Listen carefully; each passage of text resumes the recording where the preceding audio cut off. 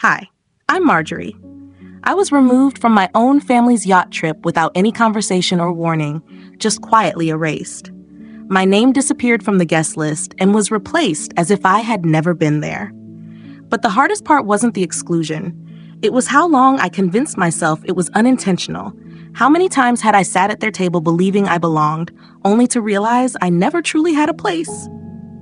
And when the staff greeted me with, "Welcome aboard, owner," I laughed, because it was true. But why did that truth unsettle them more than the lie ever did? I usually start my morning slowly. A cup of coffee in my favorite ceramic mug, the one with a small crack near the handle I never replace. Sunlight filters through the kitchen window, making the granite counter shine. My husband, Lyle, had already left for a client meeting, leaving behind a faint scent of aftershave and a half-eaten banana. I scrolled through my phone out of habit, flipping through emails and alerts, when I noticed a post from my niece. It was a boomerang clip, a looping champagne toast, glasses clinking, a yacht behind them. The caption read, "Family getaway tradition loading. Can't wait to set sail." My thumb paused mid-scroll. The annual Preston family yacht trip. It had been a tradition for years, and I'd been invited exactly twice since marrying Lyle. The first time, I made the mistake of suggesting we rotate destinations. The second time, Valora, my sister-in-law, made it very clear I was a guest, not family. I opened the post and saw familiar faces.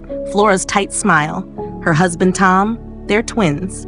My mother-in-law holding a mimosa, Lyle's younger cousin with his fiancée. Everyone except me. There used to be a family group chat, Preston Legacy Voyagers. Lyle had added me years ago, then quietly removed me after an issue with a dinner seating chart. Long story, I checked anyway. Nothing. No messages, no emails about the trip.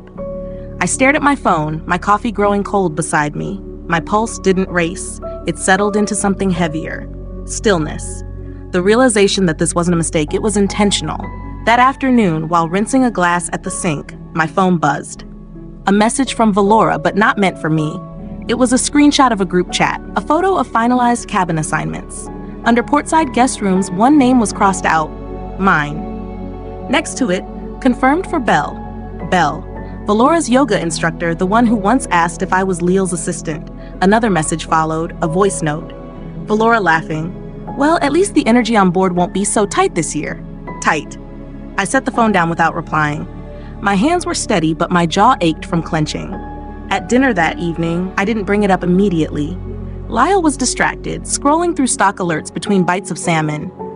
"Did you know your family is planning another yacht trip?" I asked casually. He glanced up. "Yeah, Mom mentioned it last week. I think they're still finalizing the list." I tilted my head slightly.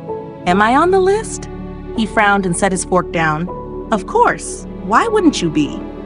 I smiled just enough to keep things calm. "Just curious." He returned to his phone. "I'll double check." He wouldn't. He never did. After dinner, I washed the dishes slowly, one by one. Silence often says more than raised voices. That night, I lay in bed staring at the ceiling fan spinning overhead. My mind replayed every moment I'd been quietly excluded. Birthdays without invitations, brunches I discovered through Instagram stories, conversations that stopped when I walked in. I wasn't naive. I didn't expect warmth from Valora. But this was deliberate. The worst part? No one needed to say it out loud. At some point, you stop asking why they exclude you. You start asking why you kept trying to belong. Before turning off the lamp, I opened my journal and wrote a single sentence. Watch. Don't react yet. The next morning, I woke to a message from Valora. It was polite on the surface, but sharp underneath. "Hey, Marjorie. Just realizing we may have missed reserving a spot for you on the yacht. Totally my oversight. The trip filled up faster than expected this year. So sorry. Hope we can catch up after." There it was, her usual style. Sweet on the surface, dismissive underneath. No room for discussion.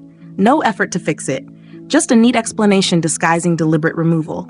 I didn't reply. I couldn't trust myself to maintain composure. I read it again, then set my phone aside and got dressed. I had planned to visit the farmer's market, but instead I sat at the kitchen counter, coffee going cold again. Mid-morning, an email arrived from the charter company. Cancellation confirmation, cabin release successfully processed. I read it twice. The request had been submitted 3 days earlier. Requested by Valora Preston. So that was the plan. I stared at the screen, vision slightly blurred, not from tears but from pressure building behind my eyes. I forwarded the email to myself, printed it, and placed it into a manila folder labeled Tax Plus Property. It would soon need a new label. By the time Lyle came home, the sun had dropped low, casting long shadows across the living room. He kicked off his shoes and dropped his keys into the dish by the door like any ordinary evening. I waited until he grabbed a beer. "Valora texted me," I said. He nodded.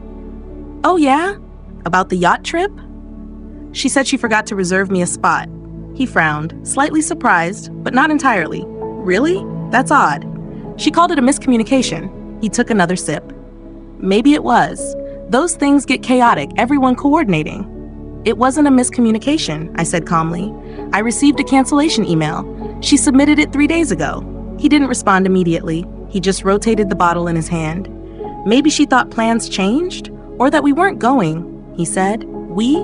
I repeated quietly. He exhaled. "I'm just saying, let's not assume the worst."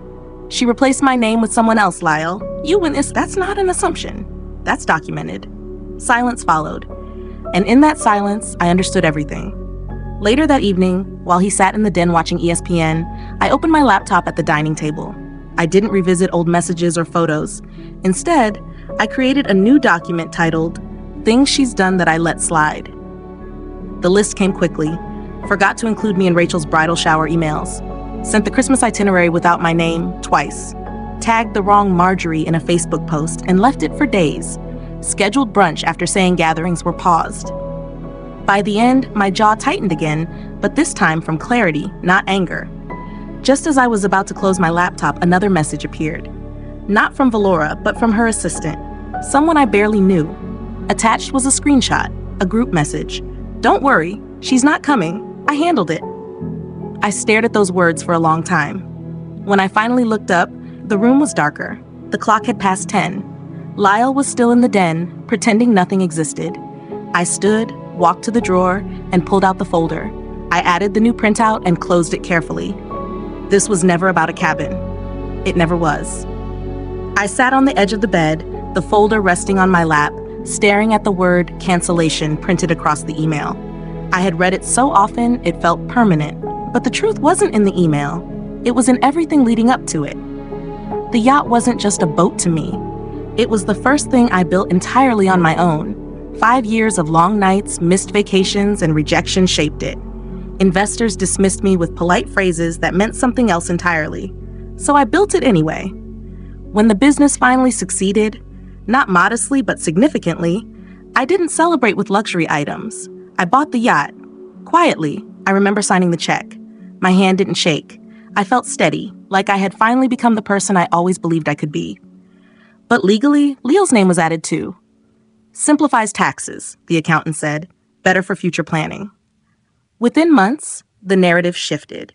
It became Lyle's yacht, the Preston family's legacy. At a brunch, Valora raised her glass and said, "It's so meaningful to have traditions tied to something we own as a family."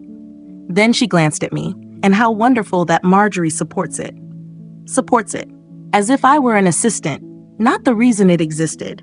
That moment alone might have faded if it wasn't part of a pattern.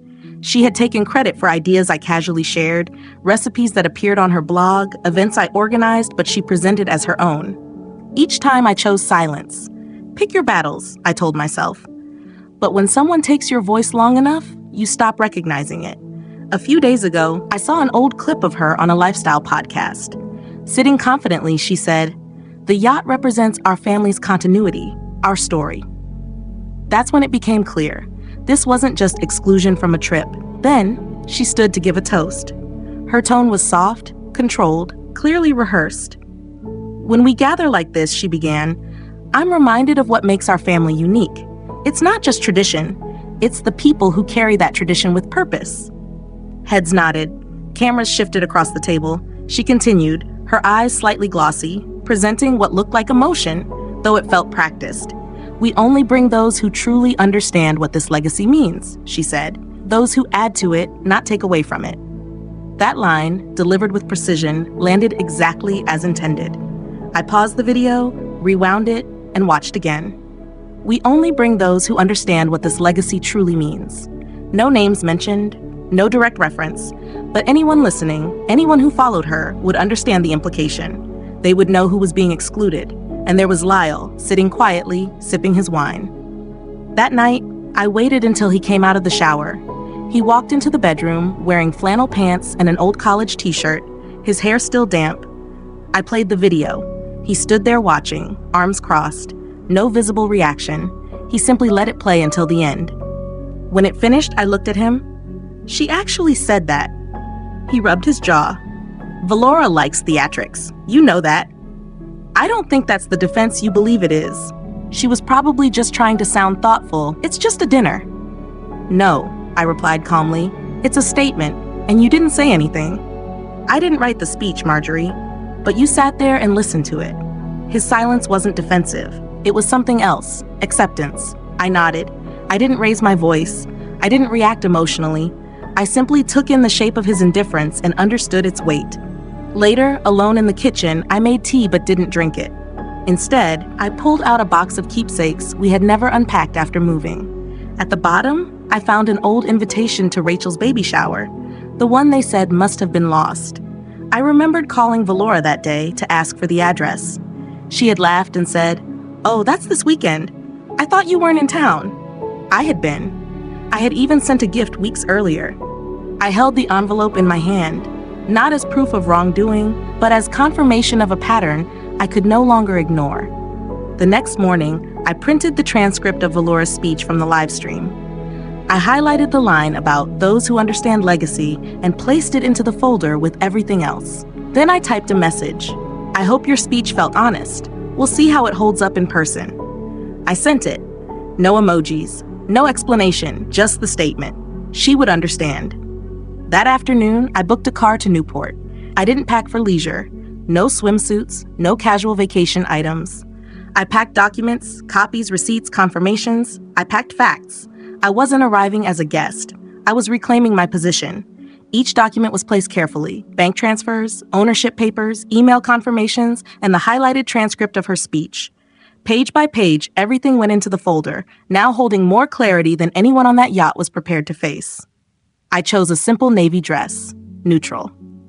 Professional, not designed to stand out, but not meant to blend in either. This was no longer about fitting into their structure. It was about stepping into my own. Downstairs, I could smell coffee before I even reached the kitchen. Leo was already there, scrolling through news on his phone, a plate of untouched toast beside him. He looked up briefly, noticing the quiet determination I carried.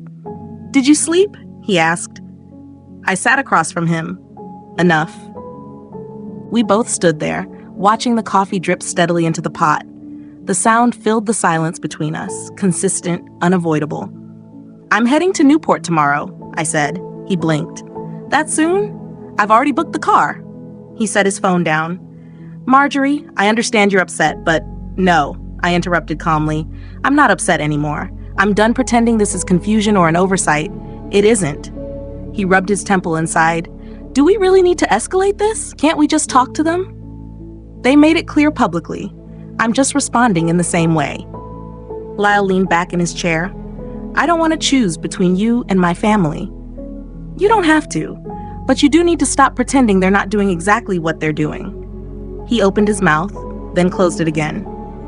That response said enough. I stood, poured myself a cup of coffee, and left his unfinished apology behind. By late afternoon, I was back at the dining table, going through years of moments I had overlooked. The baby shower I wasn't invited to. The group photo at Lyle's birthday where I was cropped out. The Thanksgiving dinner where I was placed at the overflow table while Valora's hairdresser sat at the main one. It had always been visible. I just hadn't wanted to accept it. That's the nature of subtle exclusion. It trains you to question yourself before anyone else needs to. As the sun dipped behind the rooftops, my phone buzzed. A message from Jen, a mutual contact from Lyle's side. "Thought you should see this." Attached was a screenshot of the yacht's pre-boarding guest list. 10 names. Mine wasn't included. I looked at the heading, confirmed cabin assignments. Valora hadn't just removed me, she had formalized it, documented it. She wasn't hoping I wouldn't come, she was counting on it. I replied to Jen with a simple thanks. Then I opened the family group chat. the one I hadn't used in months, and typed, "I'll see you in Newport. I trust there will be room." Sent. Read. No replies. None were necessary. After dinner, I called Ronald's office. His assistant answered quickly. "This is Marjorie Wells. Could you confirm my ownership status on the yacht?" A brief hold, then. "Yes, ma'am. You are listed as co-owner with full equal rights." "Good. Please email me a clean PDF of the contract." "Of course, and print a copy as well. I'll collect it in the morning." With that done, I closed my suitcase. Inside wasn't clothing. It was documentation. Years of silence, now organized and ready to be addressed on my terms. The next morning, the sun had barely risen when I stepped out of the car. A light marine haze hovered over the marina, softening the reflection of polished surfaces and lined vessels. Newport carried a quiet sense of wealth, subtle, established. I wore a simple black dress with a structured neckline and a light tan coat that moved with the breeze. No jewelry beyond my wedding band. No unnecessary detail. I wasn't dressing for them. I was dressing for clarity. My suitcase rolled smoothly across the dock behind me. The wheels stayed steady. That mattered more than expected. Then I saw her. Valora stood near the boarding area, posture precise, hair perfectly arranged, engaged in conversation with a guest I vaguely recognized. She looked up and saw me. For a brief moment, her expression paused completely. Her hand remained midair, holding a champagne glass. Others turned. She said something, I couldn't hear it, but her expression didn't show shock, only mild disruption. Leo was there too, not beside me, but standing within their group. He didn't move, didn't signal. I kept walking. As I approached, the group subtly shifted, creating space without acknowledging it. An unspoken barrier formed through small movements. I stopped briefly, said nothing, offered no expression, just a short nod, then walked past them. Their silence was noticeable. The yacht staff responded differently. A crew member in a navy blazer stepped aside and acknowledged me with a slight nod as I rolled my suitcase up the ramp. My steps sounded clearly against the deck before settling into a steady rhythm. At the railing, I paused and looked out at the water. Calm, unaffected. This kind of quiet didn't demand anything. Then a voice carried across the dock. "Welcome aboard, Miss Marjorie. The owner is now aboard." It wasn't just a greeting, it clarified everything. I didn't need to turn around to understand the reactions behind me. The crew member lowered her tone slightly. "We've been waiting for your clearance before departure." I met her gaze. "Proceed."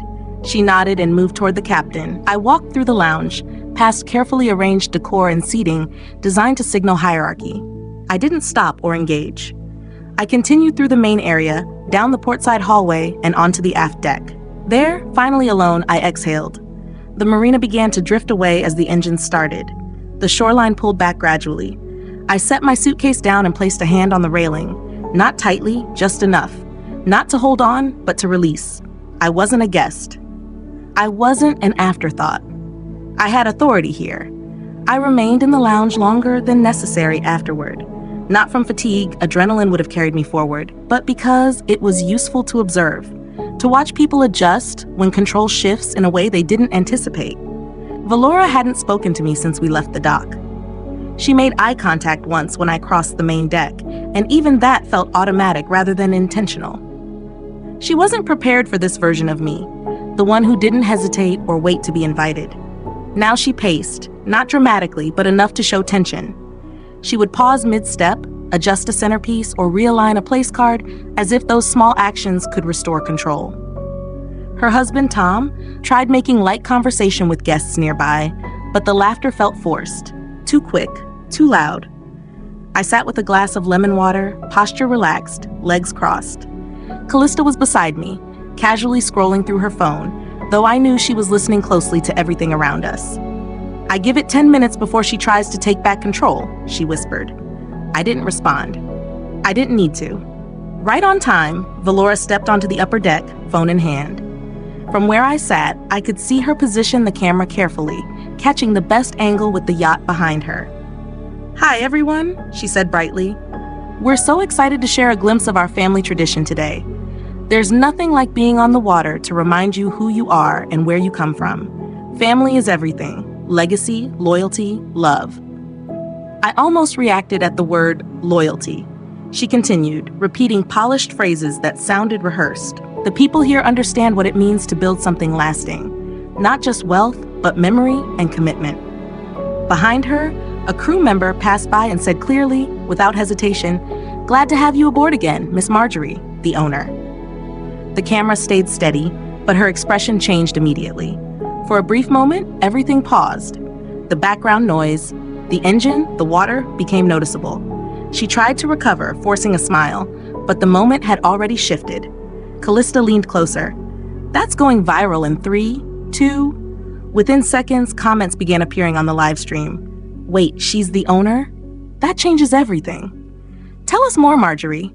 Valora tapped her screen, clearly attempting to end the broadcast. But the impact had already been made. It wasn't just an awkward moment, it was public confirmation. She left the deck shortly after. About 10 minutes later, she found me near the portside hallway. "Did you plan that?" she asked sharply. I met her gaze. "Plan what?" "That announcement. Don't pretend you don't understand." I set my glass down.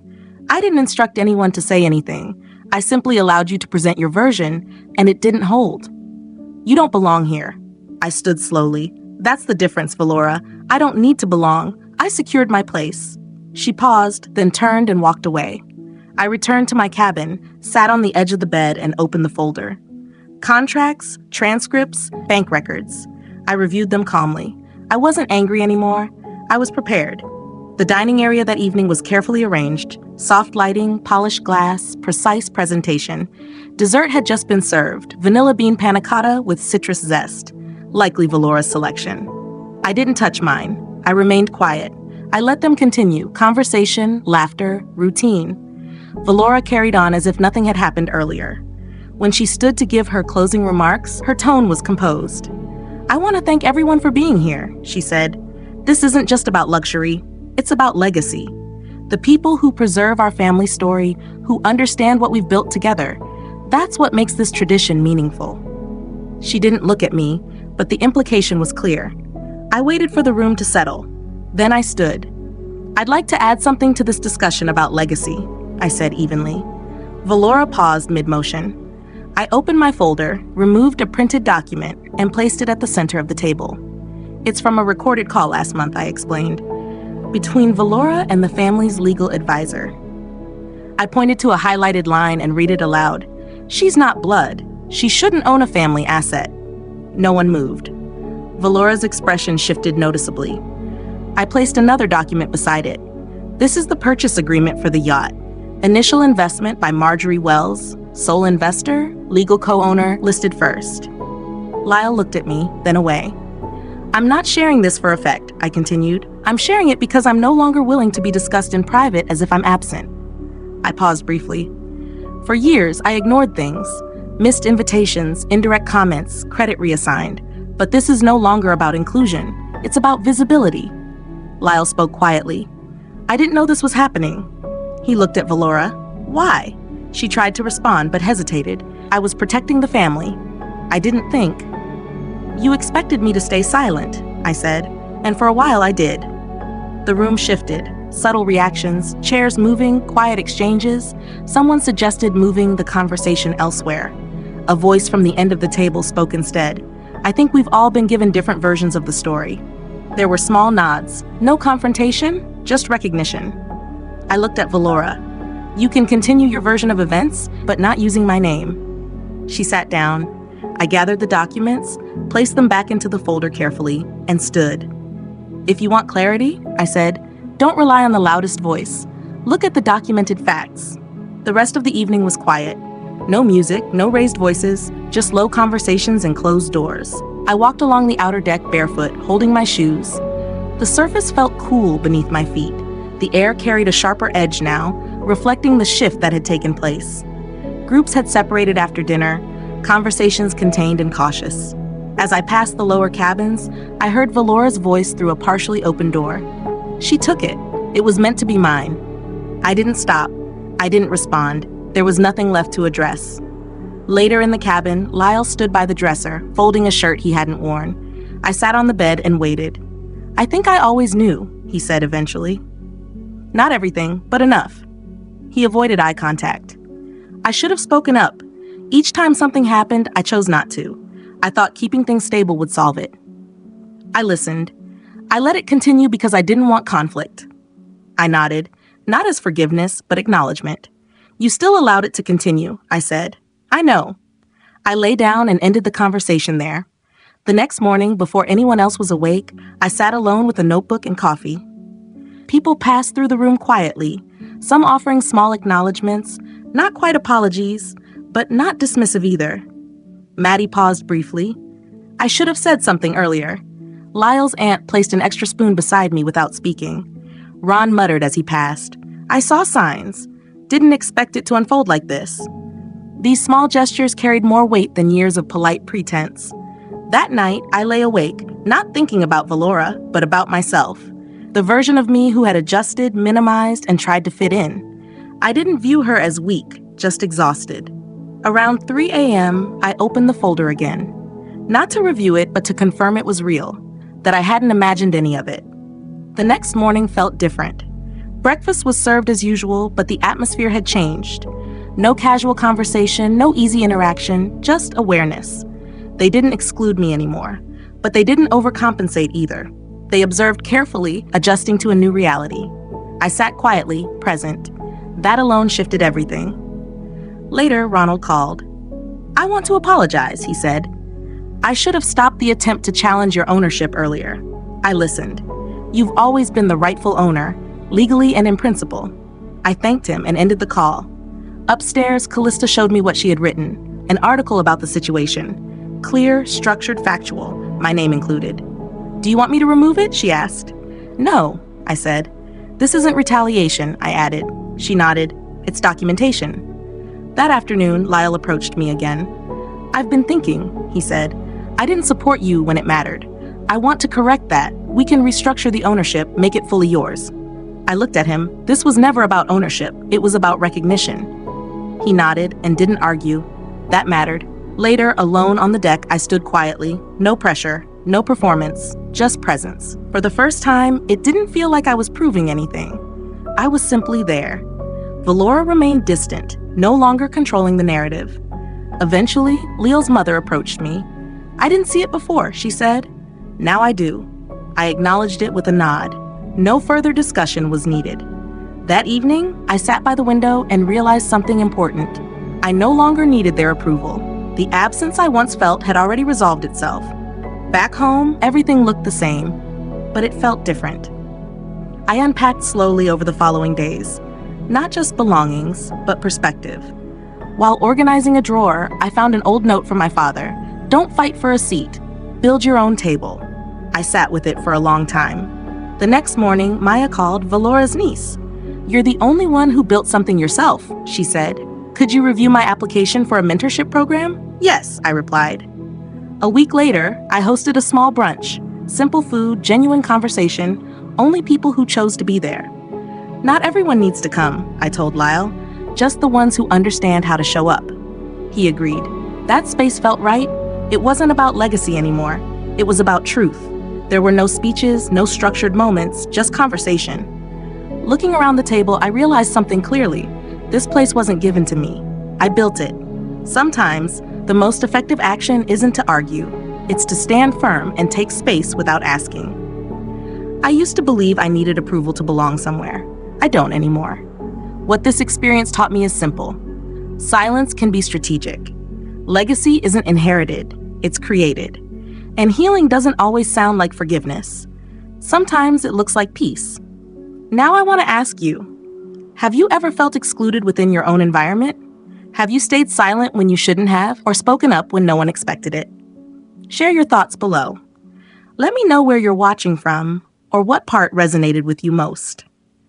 And if this story made you reflect, consider subscribing. There's more to come.